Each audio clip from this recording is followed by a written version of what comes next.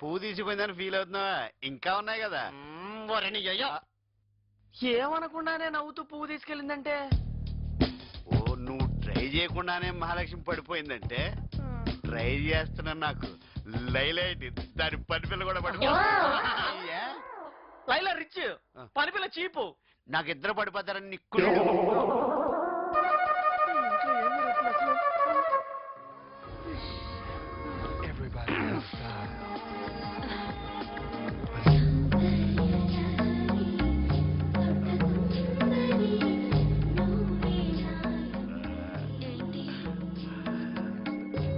ఇది నా మనసు. ఏంటి? నా మనసు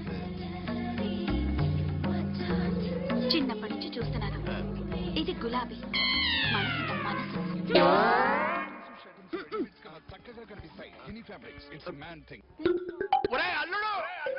చేతులేసాడు. మావా ఏమైంది మావా? బొక్కలో ఐడియా ఇచ్చి నా ప్రేమ మొత్తం పిసికేసావు. నేనా? What are you talking? ఎదవ లాంగ్వేజ్ వద్దు. నేనేమన్నాను? గులాబీ అన్నాను. కాదు మనసు అన్నా. లైల ఏముంది? గులాబీ అంది. మధ్యలో నేను జిగర్ జిలేబీ అయ్యాను. దీనికి ఎందుకంత టెన్షన్? ఒక లవ్ లెటర్ రాసి పడే. రాయడానికి రావద్దు. నా మీద నువ్వే బెటర్ అన్ఎడ్యుకేటెడ్.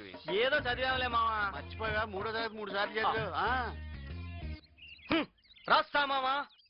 నీ ప్రేమ సామ్రాజ్యాన్ని నలుమూలలా విస్తరింపజేస్తా. ఒక మూల విస్తరం చేస్తే చాలు. సరే ఆ మూలకెళ్ళి రాసుకుందాం. పద. మూల శంఖ వచ్చేదాకా అలా తిప్పేలా ఉన్నావు.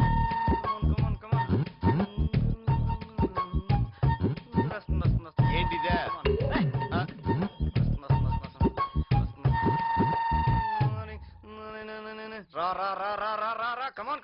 వచ్చింది.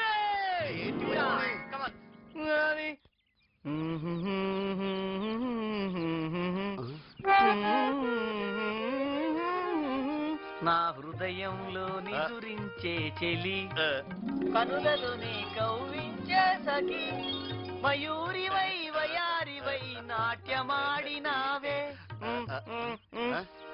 నన్ను దోచుకొందువటే వన్నెల దొరసాని,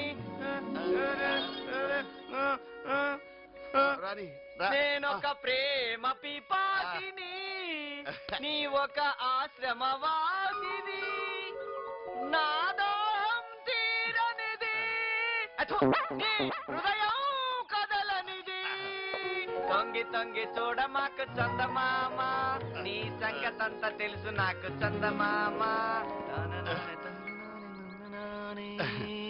అల్లుడు, నీ మాటలే పాటలా ఉన్నాయి. ఏదో నీ అభిమానం మావా.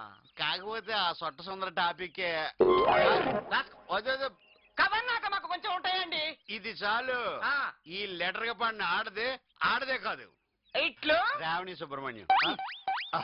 వద్దు, ఎవరి పేరు పెట్టద్దు. 10 మందికి చెప్పింది అనుకో, మనకు రిస్క్. అది కాబట్టి ఇలా మడిసి అలాగే తీసుకొని వెళ్ళు. ఓకే. బాగా పూల రంగులా తయారెళ్ళు. అలాగే పూలు కూడా పట్టుకెళ్ళి. ఆల్ ది బెస్ట్ కవి.